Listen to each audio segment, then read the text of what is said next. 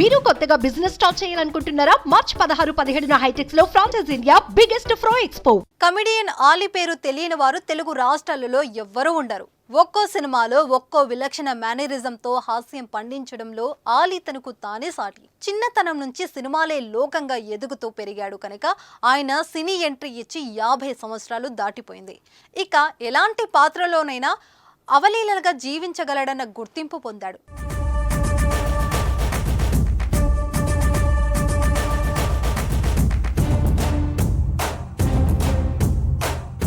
సినిమాలలో తిరుగులేని కమెడియన్ గా వెలుగొందుతూనే టీవీ రియాలిటీ షోలలోనూ ప్రేక్షకులను అలరిస్తూ ఆలీ దండిగా సంపాదించడమే కాదు, హ్యాపీగా లైఫ్ లీడ్ చేస్తున్నారు.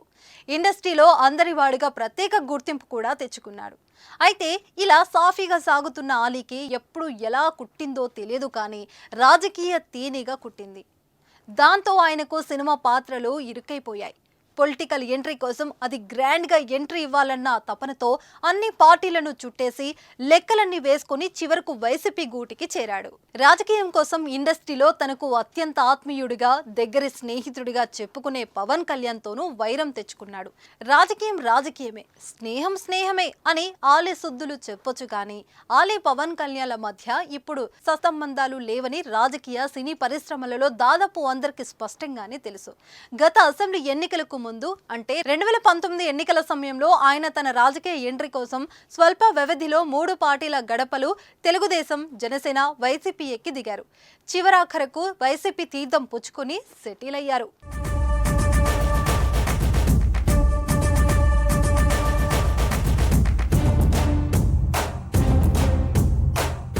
అయితే ఆ ఎన్నికలలో ఆలీకి పోటీ అవకాశం రాలేదు. రానప్పటికీ ఓ కీలక నామినేటెడ్ పదవి, వక్ఫ్ బోర్డు చైర్మన్ లేదా రాజ్యసభ హామీతో గత 5 ఏళ్లుగా చరోక పాక్షిల ఎదురు చూస్తూ వైసీపీలోనే కాలం గడిపేశాడు.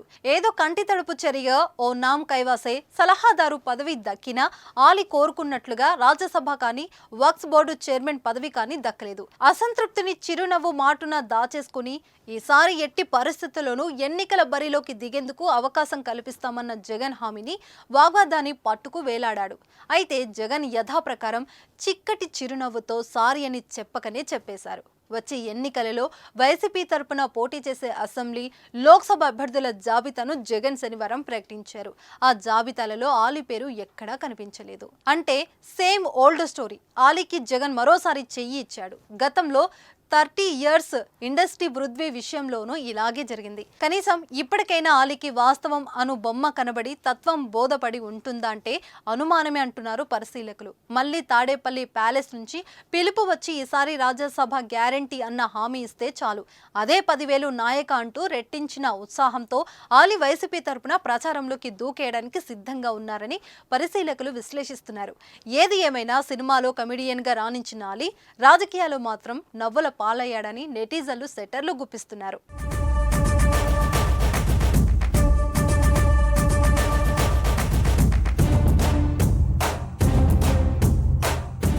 సుమన్ టీవీలో మీ పర్సనల్ అండ్ బిజినెస్ ప్రమోషన్స్ కోసం కింది నెంబర్కి కాంటాక్ట్ చేయండి.